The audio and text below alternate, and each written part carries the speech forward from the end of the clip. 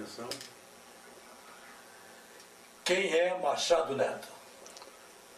Sou Quintiliano Machado Neto, nascido em Curitiba, no dia 13 de maio de 1932.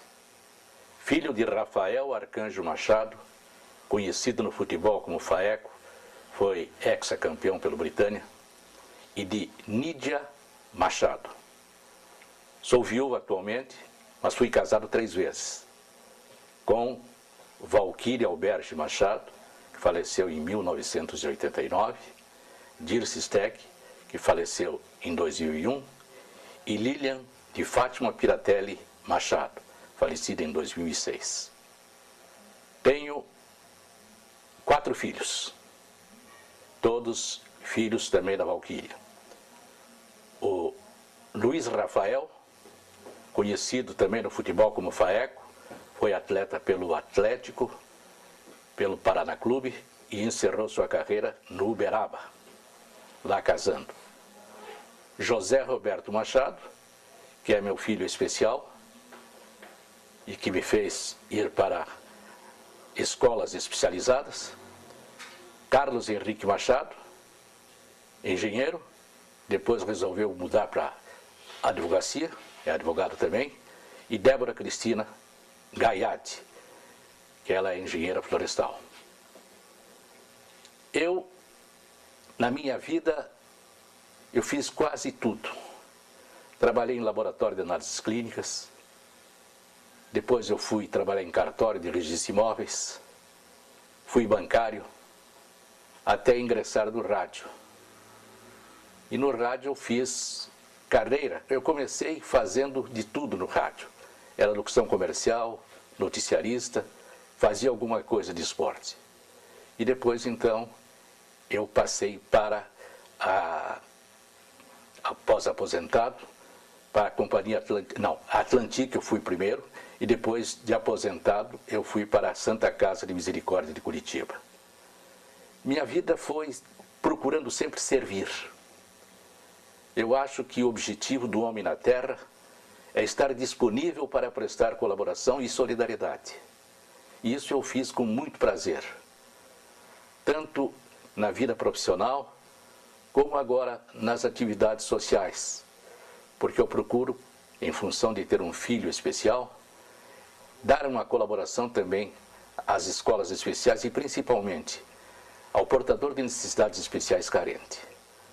O servir me foi orientado muito antes de eu ingressar no Rotary, porque o Rotary é servir sem ser servido. No Rotary eu já estou há 31 anos, ininterruptamente, e faço do Rotary também um caminho para poder prestar colaboração e solidariedade. Enfim, eu sou um Machado que nasceu em família humilde, consegui, graças a Deus, manter esta humildade, nunca tive na cabeça sonhos muito grandes, e sim o de prestar a minha ajuda. O servir é um objetivo, e esse objetivo eu não vou largar. Machado Neto, você, sem dúvida alguma, é considerado, até hoje, como o maior narrador esportivo que o Paraná já teve. Mas você sempre foi conhecido por Machado Neto. Eu gostaria de saber, como curiosidade, por que o seu pai ou sua mãe escolheram o nome Quintiliano. Claro que muitas pessoas sabem, mas a grande maioria talvez desconheça esse fato. Bom, Jean, eu quero, antes de mais nada, dizer que eu estou muito satisfeito em ter o Osmar de Queiroz e o Jean Spatovski aqui fazendo as perguntas. O Quintiliano eu herdei do meu avô. Meu avô era quintiliano. Uma pessoa extraordinária. Um homem que, trabalhando na rede, teve a infelicidade de ter a bota presa uma vez pela linha e teve as 2 pernas cortadas. E mesmo assim ele continuou trabalhando. E ele tinha muita admiração pelo meu pai, que era filho único. E quando nasceu meu irmão mais velho, o nome foi dado de João Rafael, e depois, em seguida, eu nasci, e daí ele prestou essa homenagem ao meu avô, me dando Quintiliano Machado Neto. Aliás, o Quintiliano foi até interessante, porque a primeira vez em que eu fui para o rádio, quando o Vanderlei Dias perguntou qual é o meu nome, disse Quintiliano, diz ele, fora do rádio. Aí, ele disse, e o sobrenome? Disse Machado Neto, dentro do rádio. Então, você vê que o Quintiliano é um nome um pouco diferente, ou bastante diferente. Mas eu sou daquela teoria, não é o nome que faz a pessoa, e sim a pessoa o nome. Mas tenha certeza que o nome é marcante, por inteiro, Quintiliano Machado Neto. Suas ordens. E eu tive o prazer, inclusive, de conhecer o teu avô. E você, antes de ir para o esporte, você gostava também de praticar futebol? Eu era um artilheiro. Poxa, eu era de encher os olhos da torcida. Encher os olhos de raiva, porque eu tinha um irmão que jogava bola barbaridade. Era o João. João Rafael. Também chamado de Faeco naquela época. Minha família toda ela de Faeco. Mas ele jogava muito bem e ele me alimentava. E eu fazia muito gol. Tanto que nós tínhamos o tal do Gesme, que era da Santa Maria, que era tido como um dos grandes quadros de futebol da juventude. E o goleiro até era o Carlos Alberto Moro. E nós fomos jogar um timezinho lá da Praça Ouvidor Pardinho. Antigo Campo da Cruz. Antigo Campo da Cruz. E lá no Gesme nós fizemos uma exibição de gala e eu fui o artilheiro. Então, porque me davam a bola e eu sabia. Aí sim, eu era matador. Matador de tempo sou até hoje. Mas continuo. Mas pelo fato de jogar futebol, aí como foi a tua inspiração de chegar até o rádio? Não, isso começou muito antes. Existia um grupo de jovens, já eram adultos, que jogavam futebol de mesa, o botão naquela época. E eu pegava uma latinha de aveia e ia irradiar esses jogos de botão. Eu tinha mais ou menos 9 a 10 anos. E ali eu fui pegando uma vontade de trabalhar em rádio. E quando apareceu a oportunidade que me foi ofertada pelo Cândido Gomes Chagas, nós estudávamos no Colégio Estadual do Paraná, e ele já era da Rádio Guairacá, ele me convidou para ir para a Rádio Guairacá para fazer um trabalho de campo, de treinos. Então ia pegar, anotava os treinos, quem fazia os gols, tal, e cobrir também o futebol amador e juvenil, porque naquela época era juvenil, amador, aspirante e profissional. Eu sou da época em que o juiz apitava todo de branco, calça comprida branca, camisa branca com FPF no peito, verde, e... Bem no estilo Ataíde Santos. Bem no estilo Ataíde Santos. Ataíde Santos, o Cuca, o Joaquim de Oliveira Júnior, que era o Cuca. Então, a gente ficou muito tempo assim, procurando entrar no rádio. Até que eu recebi um convite da Rádio Marumbi para ser narrador mesmo. Então lá eu fui recebido muito bem pelo João Lídio Sailer Bétega e pelo Carlos Alberto Moro, que eram os narradores. E o comentarista era o Oliveira Barbosa. Então nós fizemos assim uma equipe boa. E depois o Bétega foi saindo, saiu da emissora, o Carlos Alberto também, e eu fiquei. E daí comecei a reunir gente. Inclusive peguei um que era locutor comercial e transformei em locutor esportivo. E hoje é um dos grandes nomes do rádio brasileiro, que é o Willy Gonzer. Daí comecei a aumentar a equipe e a colocar gente, e foram aparecendo outras pessoas. Foi um trabalho devagar, mas com os pés no chão. Naquela época nós começamos então a fazer entrevistas na rua. Tinha o famoso Senadinho. Então nós descíamos ao Senadinho e ali se reuniam todos os desportistas, e lá nós até tínhamos uma linha fixa e nós fazíamos umas transmissões dali, ouvindo a opinião do pessoal. E as ideias foram aparecendo e a gente foi trabalhando. Então, fui da Rádio Marumbi por muito tempo, trabalhei, tinha o Herrera Filho, que era o locutor de Turf, e sempre a gente tinha aquela desavença, porque quando o Turf vai ser dada a largada, mas aqui já está o futebol correndo, então não queria deixar. sempre interromper o jogo porque tinha um lance muito bom, mas sempre nos entendemos. Era o Herrera Filho. E com o Biratã Lustosa nós começamos no ciclismo, a irradiar ciclismo.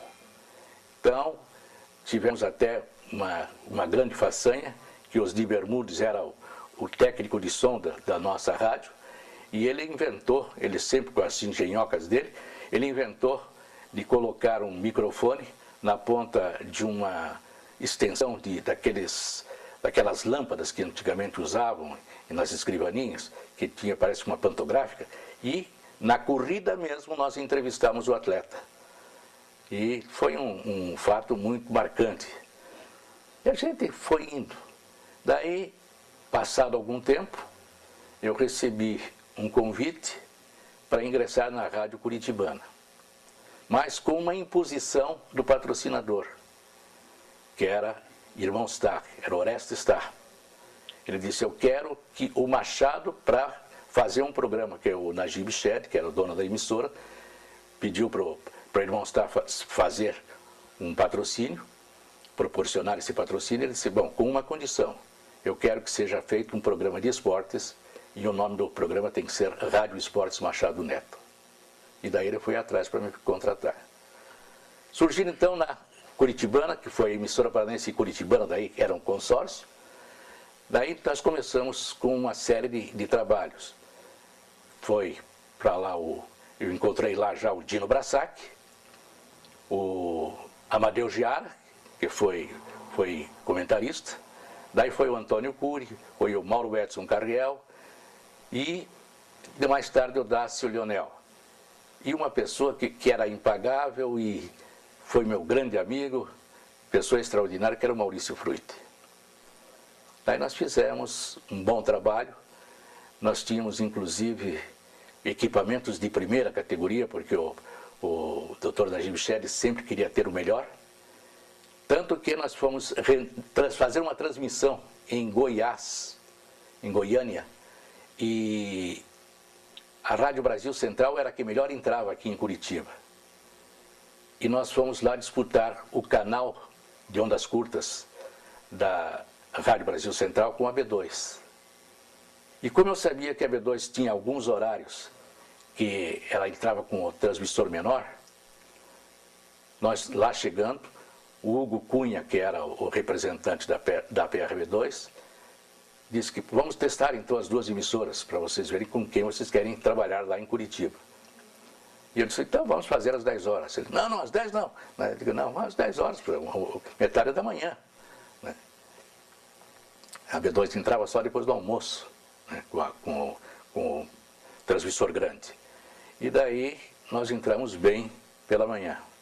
Então vamos fazer um teste à tarde. Digo, vamos, então ali pelas 2 horas, que assim horário que a gente começa a transmissão. Não, depois das 3. Digo, não, mas no horário que começa a transmissão, porque nós vamos começar a transmissão às 2 horas. E aqui já estavam sabendo, né? E daí nós entramos melhor que eles também à tarde. E pegamos então o canal para transmitir o Paraná e Goiás. Por sinal, a melhor transmissão que chegou aqui foi da Marumbi, por linha telefônica. E ficou na Rádio Emissora Paranaense essa impressão de que a rádio efetivamente era bem ouvida. E o Najib Shed pediu para que se fizesse um slogan para a rádio. Então foi quando, modéstia à parte, eu criei aquele slogan: Rádio Emissora Paranaense, a emissora do Paraná melhor ouvida no Brasil. E aí ficou. Na Marumbi ficou a emissora dos esportes do Paraná, que eu também criei em função dessa de correr, porque nós irradiávamos o que fosse possível, basquete, ciclismo. Tínhamos noticiário de tênis, noticiário de xadrez. Quer dizer, então a gente procurava abranger tudo. E da Rádio Emissora Paranaense, eu tinha um programa Prozinha da Fortuna, que era patrocinado por um clube de futebol. E esse clube, numa tarde, jogando contra o Ferroviário, num lance o jogador concluiu após o juiz ter apitado. E eu disse, não foi anulado o gol. O juiz já tinha interrompido a partida. Mas o presidente do outro clube, naquela oportunidade, não gostou e foi para o doutor Najib Michel e disse assim, de duas uma, ou eu tiro o patrocínio ou você tira o Machado. Você veja que daí você vai ganhar duas vezes. Você vai ganhar no patrocínio e não vai precisar pagar o salário do Machado. E daí eu saí. Fui demitido. Passado algum tempo, eu fui para a Rádio Clube Paranaense, trabalhei na Rádio Clube por muito tempo, tive a satisfação de conhecer uma das pessoas extraordinárias do nosso esporte, o Pedro Stengo Guimarães, e trabalhei com uma equipe muito boa, que era com o Paulo de Avelar, Mário Vendramel, o Boris Muzialowski, e lancei, mais tarde, o plantão esportivo Alfredo Otto. E surgiu também o Osmar de Queiroz. Já tinha surgido na Marumbi, exato. Mas daí ele foi para lá também. Machado, só um detalhezinho, para que eu possa me situar nesse contexto. Na Rádio Marumbi, onde você iniciou a carreira, quanto tempo você ficou? De que ano a que ano? Eu sou péssimo para datas, sou péssimo para datas. Eu estou velhinho, vou concluir os 76, vou para 77 anos, então eu estou velhinho, e assim as datas... Eu tenho uma coisa, eu não guardei nada da minha vida de rádio. Não tenho nenhuma gravação, não tenho nenhum recorte de jornal, não tenho nada.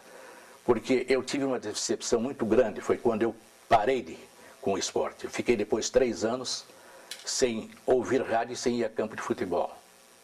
Porque eu me senti humilhado pela maneira como eu soube que eu estava sendo substituído. E daí eu não quis mais saber de nada. Então, o que eu tinha guardado, eu joguei fora. Então, Machado, só para que nós tenhamos uma ideia, na B2 você começou na década de 50 ou 60? 60. 60. Porque eu comecei a ouvi-lo, na época garoto, já na B2, exatamente, quando depois eu passei a imitá-lo em transmissões esportivas, embora não o conhecesse. Por isso que ficou bom, por isso que se ficou bom. Posteriormente eu tive a honra de conhecê-lo, sem dúvida alguma. E conta então a partir daí da Rádio Clube. Da Rádio Clube, então, posteriormente, eu fui para a Rádio Independência, trabalhei na Independência, também com gente muito boa, e eu tive uma passagem muito interessante, depois, quando da Independência eu voltei para Guairacá, foi quando eu parei.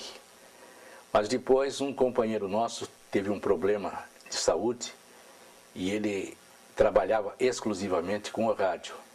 Ele tinha o patrocínio que era o sustento dele. E esse companheiro, vou citar o nome dele, o Walter Xavier, ele precisava continuar mantendo um programa que ele tinha na Rádio Cultura. Então, o falecido Martins Rebelato prontificou-se e nós fizemos esse programa para o Walter há algum tempo. Até que ele pudesse, porque ele estava teve que fazer uma cirurgia na coluna, e nós então tivemos que efetivamente fazer esse trabalho até o Walter se recuperar. Felizmente se recuperou, está bem de saúde, e nós estamos aí, prontos a continuar servindo. Mas o rádio foi muito importante para mim, e até que eu comecei a participar também de transmissões de televisão. Quando eu fui para a televisão, foi o Canal 4, nós realizávamos as gravações dos jogos e transmitíamos, passávamos à noite. Então a gente ia ao estúdio, fazia alguns comentários até que passasse todo o jogo. E houve um clássico, Curitiba e Ferroviário, no estádio, naquela época, Belfort Duarte. E daí eu estava transmitindo e cortaram, a transmissão era direta e cortaram a luz. E nós não pudemos continuar. Foi aí que começou a guerra comigo. quiseram me proibir de falar no nome do Ferroviário. Então colocaram uma outra pessoa para redigir o noticiário e nesse noticiário cortavam o nome do Ferroviário. E eu disse que não, que eu não achava justo, porque o Ferroviário tinha uma torcida e essa torcida merecia o respeito. Eu poderia não falar no nome dos dirigentes do Ferroviário, mas no clube eu teria que falar. E isso eu continuei fazendo. E daí eu soube, eu tinha levado um companheiro para trabalhar conosco lá, que o Silvio Ronald havia saído do Canal 4, e eu levei um outro companheiro, e esse companheiro, junto com o pessoal da equipe que torcia para o Atlético, da equipe lá da rádio, eram locutores comerciais e apresentadores, e eles começaram a querer me derrubar. E um dos câmeras me alertou, disse: Machado, eles estão se reunindo à tarde, querem te derrubar. E uma tarde eu tive que ir até o Canal 4, cheguei lá, eles de fato estavam reunidos, e quando eu ouvi eles comentando, eu digo: não precisa se reunir, eu desisto, eu saio. Já que eu estou importunando, eu saio. E daí parei. Mas eu, naquela época, eu trabalhava na Rádio Guaracá, eu transmitia as partidas da Rádio Guaracá. E numa partida em que eu estava transmitindo pela manhã no campo do Curitiba Futebol Clube, na transmissão entrou um dos diretores da rádio e disse: nós queremos dar uma notícia aos nossos ouvintes. A partir deste dia, assume o comando da equipe de esportes da Rádio Guaracá, Rosildo Portela. Foi então, eu não havia sido nem avisado de que eu seria dispensado, e eu achei que foi fiquei muito humilhado. E naquele mesmo instante eu disse que aos ouvintes que eu passaria, a partir daquele momento, a sentar na arquibancada e torcer com eles. E daí eu teria liberdade de torcer para o meu clube, coisa que eu não havia feito até aquele momento, porque eu nunca irradiei uma partida do meu time de futebol, que era o Britânia. Não era uma grande força, mas era a minha paixão, porque meu pai tinha sido jogador de futebol pelo Britânia e eu peguei admiração por ele. E daí eu disse que eu passaria a ser um torcedor também como eles, que eu iria trabalhar agora em prol, eu já tinha um filho especial, em prol da portador de necessidades especiais. E daí eu fui, trabalhei, vocês querem mais saber do rádio, né? Mas eu trabalhei também... Não, isso é interessante. Trabalhei também nas escolas especiais. Você é um jornalista, né? Continuei no Diário do Paraná. Jornal eu trabalhei em vários aqui. Comecei com o Desportos Ilustrados, que pouca gente conheceu. Era Alfredo Nogueira que inventou o Desportos Ilustrados, era feito lá na impressora paranaense, e nós fazíamos para competir naquela época com o Paraná Esportivo. Paraná Esportivo. Foi uma briga. Depois eu passei a trabalhar com o Tenente Kalberg, Ernesto Kalberg, no Jornal à Tarde. Daí fui para o estado do Paraná, a convite do Pedro Stengel Guimarães. Do estado do Paraná eu fui para o Diário do Paraná. E no Diário do Paraná, mais tarde eu saí e trabalhei no Correio de Notícias, com o Bayard Osna e o Max Roselman. Então foi uma luta assim incessante nessa busca de poder prestar alguma colaboração ao esporte.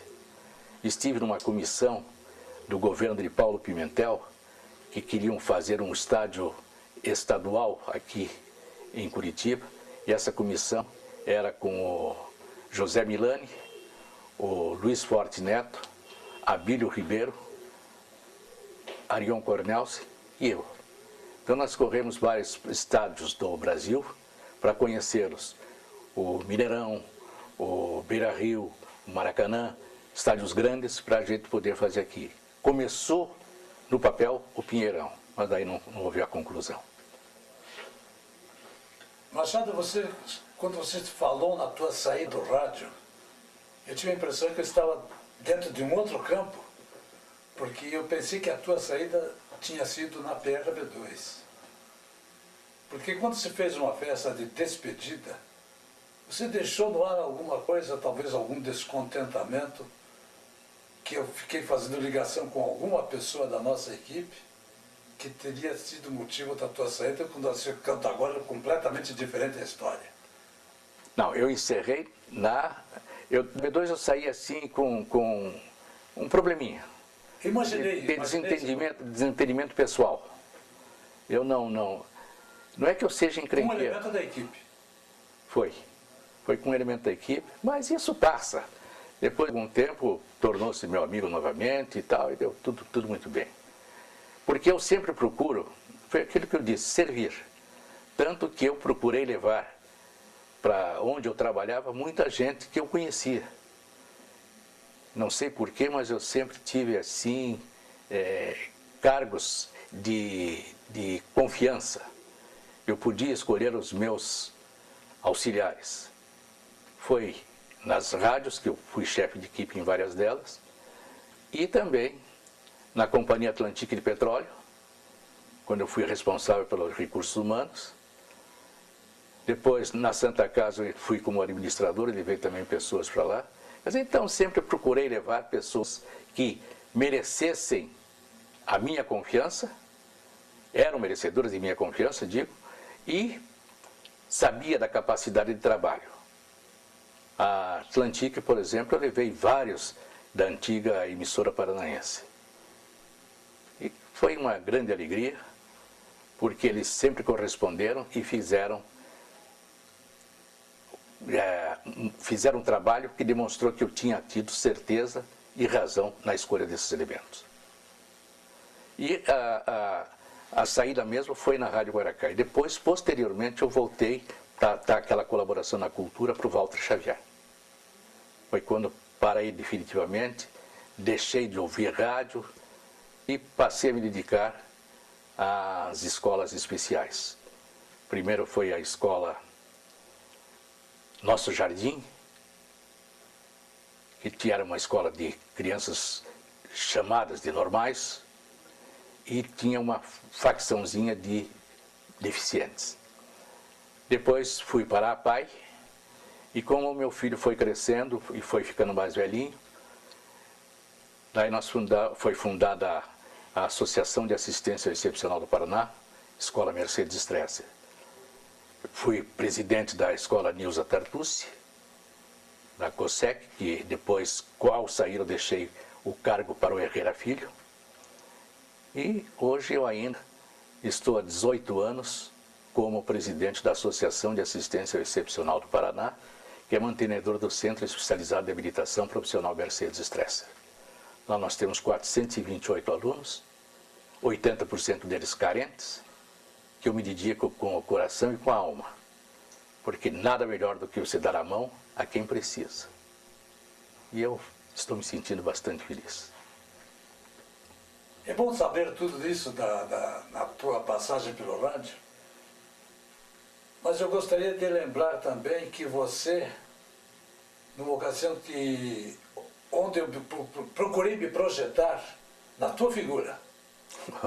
Verdade. Obrigado. Embora sendo mais velho, mas você com mais cancha, e eu fiquei tentando me projetar, não só pela tua imparcialidade, como também pela forma de você agir. Não sei se você está lembrado, uma coisa me chamou bastante atenção, foi quando o Ferroviário tinha um presidente uruguaio, Seranco, uma coisa assim. Aron Seranco. Aron Seranco. E ele esteve na rádio antes de uma realização de uma programação normal, um dia de semana, foi pedir para você, e nesses termos, quanto você quer, Machado, para promover esta partida internacional que eu vou fazer no campo do Ferroviário. E você não titubeou. Disse, não é quanto eu vou. Nós temos por obrigação divulgar o que você vai fazer. É uma obrigação nossa. Então, você veja bem, ali também eu vi como você pautava na tua profissão. Bom, aliás, isso, você sabe que no campo do esporte, volta e meia, existe isso. Não foi só esta vez. Houve uma outra oportunidade em que um representante do então ferroviário foi me procurar, ele é bastante conhecido, e disse: nós temos uma verba que pode ser oferecida a você, porque o Curitiba tem o seu repórter, o Atlético tem o seu, e nós estamos desprotegidos. Eu digo: não, desprotegidos não, porque eu sempre dou cobertura. Não, mas então nós temos uma verba que nós queríamos destinar a você. Eu digo: bom, já que está sobrando esse dinheiro para o ferroviário, eu vou pedir que você faça um favor. Encaminhe para a PAI. Eles precisam mais do que eu. E esse assunto chegou aos ouvidos do Hipólito Arzur, que era o presidente do ferroviário. E ele me chamou para perguntar se de fato isso havia acontecido. E eu confirmei.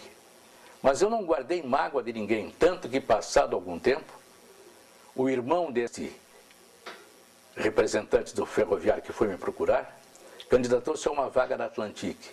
E eu o admiti como funcionário da nossa companhia lá, naquela oportunidade. Então, você vê que as coisas acontecem, mas você não pode levar ter como mágoa. Não, querem me comprar. Não. Eu acho que foi uma fraqueza de quem quis oferecer naquela hora. E eu achei que não havia, se eu tivesse dizer, eu quero dar um patrocínio para a sua emissora, para a sua transmissão, eu aceitaria. Mas dizer quanto você quer para promover o jogo, isso não. Eu já era pago pela minha emissora. Exatamente essa. Machado Neto, eu tive a oportunidade de acompanhar memoráveis jornadas transmitidas por você. Mas uma delas me marcou profundamente. Foi uma decisão de campeonato, do Campeonato Paranaense, entre Coritiba e Operário Ferroviário de Ponta Grossa. Se eu não me engano, Machado Neto, foi em 1961, em que o jogador Miltinho, se eu não me engano, pegou areia que tinha nas proximidades do gol e jogou na cara do goleiro Arlindo. E você, durante aquela transmissão, você extravasou toda a sua indignidade pela maneira com que o Curitiba, se eu não me engano, empatou o jogo, e aí então ele seria o campeão paranaense. Eu sei que posteriormente o Operário Ferroviário foi declarado campeão. Eu gostaria que você rememorasse esse fato que aconteceu, mas eu nunca esqueci as palavras que em determinado momento você proferiu durante aquela transmissão, extravasando toda a sua indignidade, que você dizia: isto é um roubo, o futebol não deve ser praticado desta forma. Lembra disso? Sim, e aquilo foi inclusive que resultou na primeira agressão que eu tive como locutor esportivo. O juiz daquele jogo era um estrangeiro, Júlio Salsamendi, e eu disse que ele tinha errado e que o Operário não podia pagar por um erro dele. E depois, ao me encontrar na rua 15 de novembro, ele me agrediu. Mas são coisas que ele sentiu-se humilhado porque eu disse que eu errei. Eu disse que ele era um estrangeiro aventureiro, quando na realidade ele tinha uma profissão, né? Então eu errei naquela época, recebi agressão e queriam que eu fosse à polícia. Eu digo: não, se eu errei, ele também errou, então estamos quites. E não fui.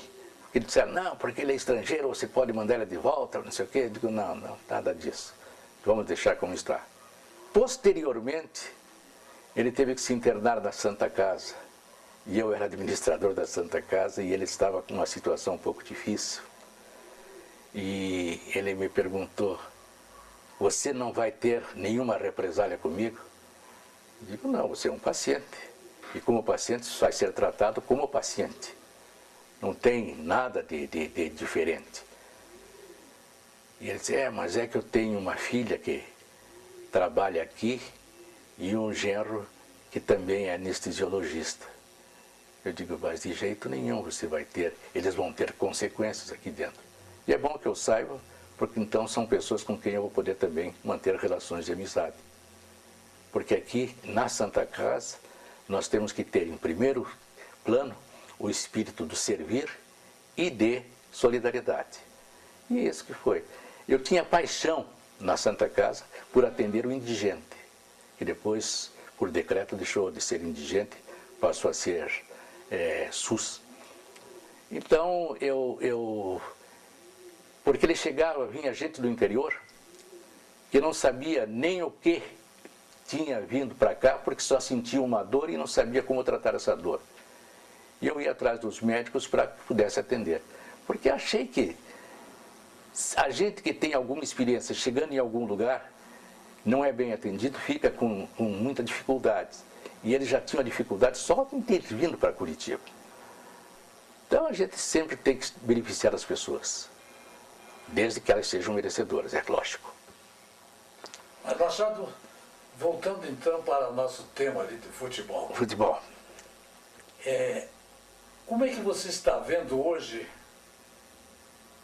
na parte radiofônica, o futebol? Deve ter sofrido bastante, eu tenho sentido isso. Quero saber a tua opinião. Não por deficiência, mas pelo avanço da televisão, pode ser que esteja um pouco prejudicado o rádio. Eu acho que não. Porque você sabe que o rádio pode perfeitamente ser comparado com a televisão.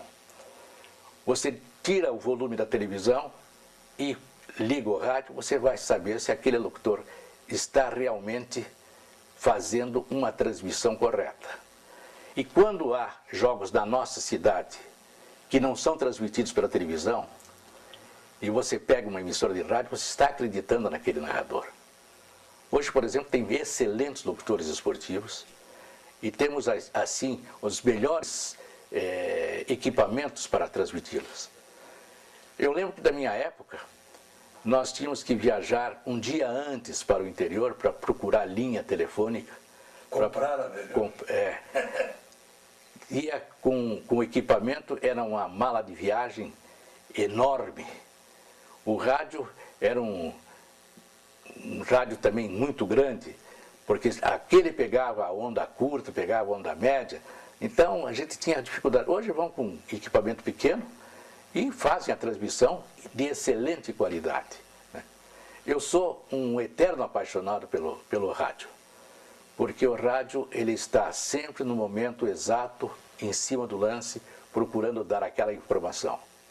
Hoje já existe um pouco de diferença. As partidas que são televisionadas muitas vezes são transmitidas através da televisão. Olhando para o televisor, o narrador faz a sua narração. Então, aí você também você nota essas transmissões. Mas eu gosto. Eu acho que o nosso rádio cresce e cresce muito. Eu sou admirador do rádio, sou admirador da televisão e sou um velho acostumado a ver esportes. Por sinal, eu gostaria de contar um fato interessante. Nessa época em que a gente carregava aquele equipamento muito grande, teve um jogo Atlético e Rio Branco em Paranaguá, quando o árbitro era o Bela Rosenfeld, e ele deu um tiro indireto para o Atlético cobrar contra o Rio Branco. Uma partida difícil. E o jogador toca a fundo, bateu direto e a bola entrou e ele deu o gol. E a torcida revoltou-se. Revoltou-se. E quando na saída da transmissão, eu fui descer, o campo do Rio Branco era uma cabine que... Em cima do portão de entrada. E tinha que subir por uma escada de pintor. Isso. Então, nós, quando fomos descer, não tinha escada. E eu fiquei pensativo de como é que eu vou fazer. Aí me deu uma ideia, digo, ou eu apanho ou eu desço. Eu perguntei, aí tem homem aí embaixo? Então, uma série de estimadores lá embaixo. Né? Acho que tem. Digo, então abra os braços que eu vou me atirar. Daí eles deram risada e colocaram a escada e eu desci. Mas o outro locutor que estava lá não fez isso. E ficou até as 8 da noite lá. Então, são certos fatos. Tem coisas características assim de futebol, por exemplo, uma partida entre Ferroviário e Água Verde, no campo do Água Verde, lá no antigo estádio Orestes Star. Eu tinha um repórter de campo, ele narrando, ele disse assim: esta foi uma jogada com G maiúsculo. Eu disse, de fato, uma grande jogada. Mas você tem que aproveitar o momento, né? Eu tinha um ouvinte, sabia que ele era meu ouvinte, porque um assessor dele, o Edgar Antunes da Silva, o Tatu, ele dizia, olha, o prefeito gostou da tua transmissão, que era o Ney Braga, né? Então, e houve um jogo, Monte Alegre Ferroviário, e o Ferroviário estava lançando um jovem chamado Gabardo, e num lance na área do Monte Alegre, o goleiro Bolívar saiu para defender de costas e caiu sobre a perna do jogador Gabardo e partiu a perna do menino. E o Bolívar era um gentleman dentro do campo. Era uma pessoa que nunca fazia mal a ninguém. E ele ficou todo desesperado. E eu fiz uma analogia sobre o ocasionado, dizendo que aquele efetivamente era um preto de alma branca, porque o Bolívar tinha qualidades e sabia como transmiti-las, e que ele nada faria por mal a um jogador que estava iniciando.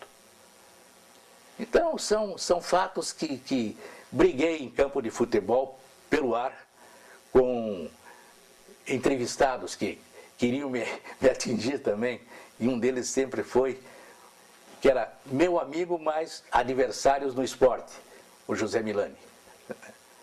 Então, um entrevistante, José Milani, quis me criticar, disse, corta o homem. Não ia deixar, pô. Então, o rádio é formidável, o rádio é fabuloso, você sabe que quanto mais você ouve, melhor você analisa aqueles que estão fazendo.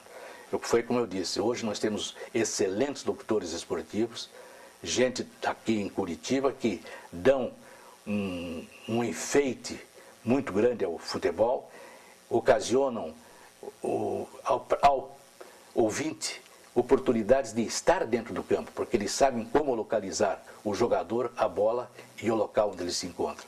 Então é formidável isso. Eu gosto de locutor que tenha ritmo e clareza. Aqueles muito rápidos que você não ouve o que ele diz, porque são muito rápidos, o ouvinte tem que ter clareza naquilo que se fala. Pode antecipar até uma jogada, porque a gente pode efetivamente ouvir o que ele está dizendo com clareza, não ter que adivinhar o que ele está dizendo. Eu tive muita satisfação em lançar jovens no rádio, alguns até polêmicos, como foi o comentarista Augusto Mafuz. O Mafuz, quando ele começou, ele foi na Rádio Guaracá, ele queria ser narrador. E eu ouvindo disse, olha Mafuz, você pode ser um bom repórter, porque a sua voz não vai ajudar muito na transmissão. E como repórter você pode fazer as perguntas. Só que eu quero um repórter audacioso, que faça perguntas, não aquela, o que achou do jogo, o que você achou da arbitragem. Quero alguém que cutuque mesmo. E a primeira partida que ele foi trabalhar foi em Guarapuava, a cidade dele. E o Guarapuava perdeu, e ele fez algumas críticas e quase apanhou lá. Depois ele falou, chefe, assim não dá, a gente fala, eu digo, não, mas tem que ser assim. Você não voltou? Então tá bom. E o Mafuz depois tornou-se um dos comentaristas esportivos mais conceituados, um bom advogado do esporte, e a gente fica satisfeito de ver esse progresso dessa gente. Outro que deve ser também de tua sala foi o Raul Maza. Foi. Raul Maza foi locutor na rádio Marumbi, e posteriormente ele me substituiu no Canal 4. Eu achava o Maza, assim, numas transmissões dele, meio parecido com o João Saldanha. Crítico. Crítico ao João Saldanha. O Maza é muito inteligente. Ele sabe como fazer os comentários e as narrações. Portanto, a gente tem muita gente boa, como eu já disse. O Maza foi, naquela época, e tinha aqueles que te criticavam muitas vezes e gostariam de ser comentaristas. E um dia, eu disse, eu vou fazer isso. Então, um deles era o Adão Plínio da Silva. O Adão, como jogador, ele era bastante rude, mas leal. E ele, o volta e meia, criticava. Então eu convidei o Adão para ser comentarista. E ele foi, começou titubeando, não queria mais progredir. Mas eu insisti e ele foi. E tornou-se um grande amigo. Quando meu filho foi atropelado, ele passava todos os dias no hospital, me levava o jornal, me levava as informações. Quer dizer, foi uma pessoa muito importante também na minha vida. O outro que eu lancei foi o João de Pasquale, a quem eu mando um abraço. Eu sei que ele está passando por um certo problema. E eu mando um abraço porque ele efetivamente é uma pessoa que sabe o que diz. Machado, me permita rememorar. Você sempre foi uma pessoa alegre, extrovertida, e você se caracterizou também por aquelas tiradas geniais nas transmissões esportivas, né? Você sempre tinha uma saída alegre, divertida. E eu gostaria que você falasse sobre isso. E também, eu sei que você teve oportunidade de ir trabalhar nos grandes centros esportivos do Brasil. Você recebeu convites para trabalhar no rádio em São Paulo. E por que razão você não aceitou? Afinal de contas, a ambição é uma coisa inerente ao ser humano. E você preferiu ficar em Curitiba. Fale sobre esses dois aspectos. Não foi por falta de vontade, não.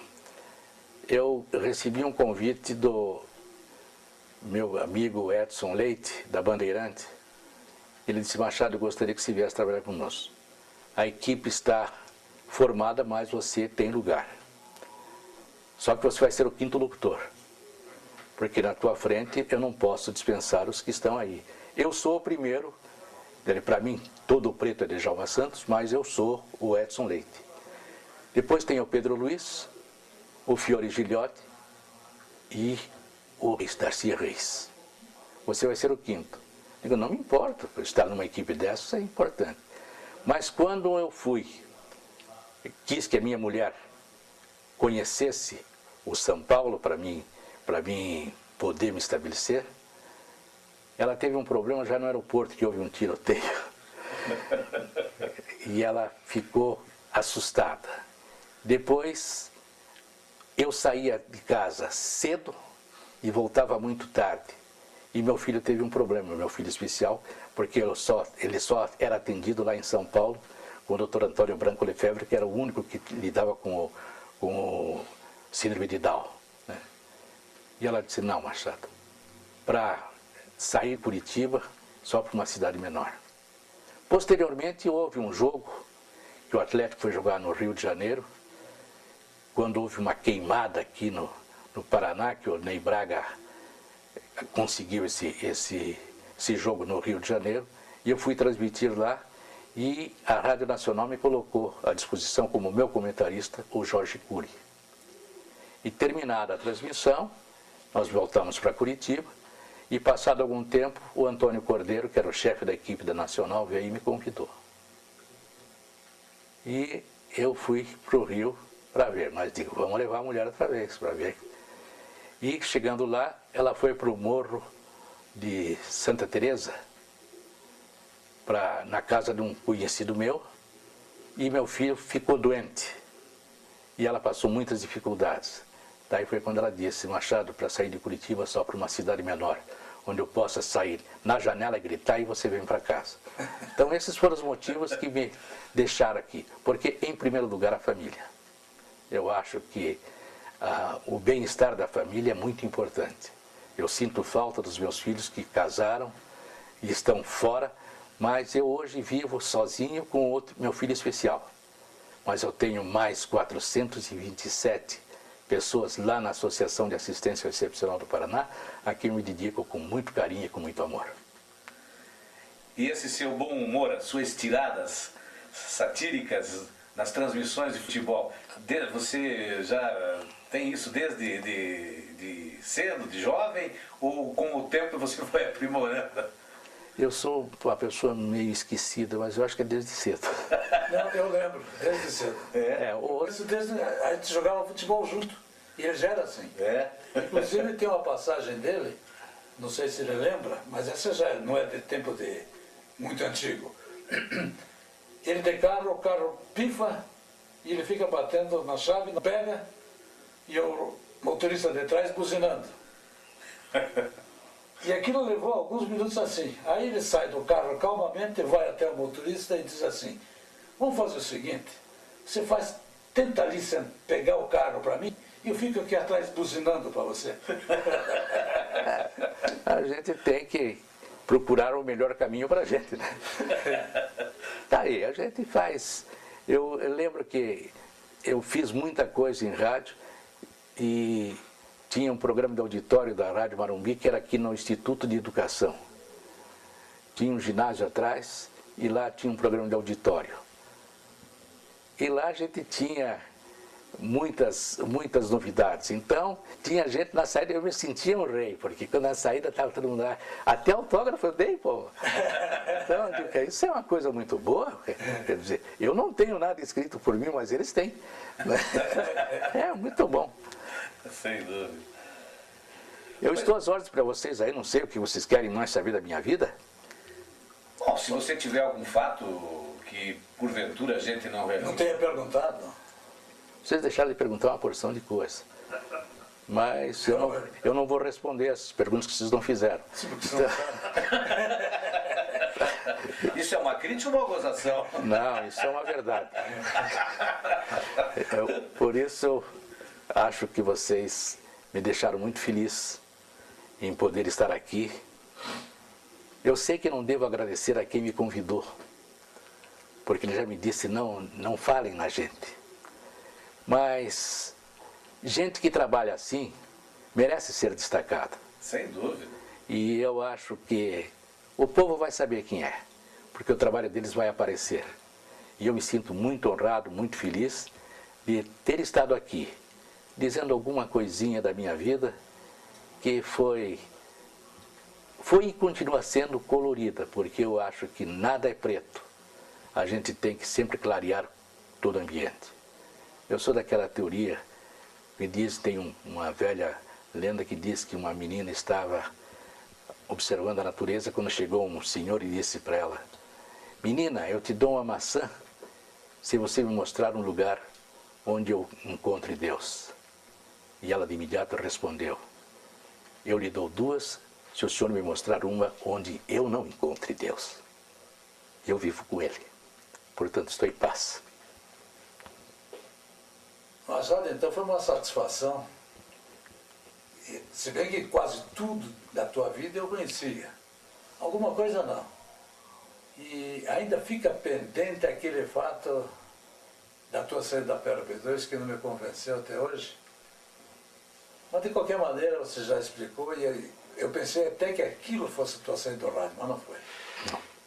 Mas tenha certeza, Machado, você deixa um grande legado aos seus filhos e ao futebol do Paraná, que jamais vai esquecer o que de bom você fez por este esporte. Tenha certeza disso. Então, para encerrar, eu fujo delegado.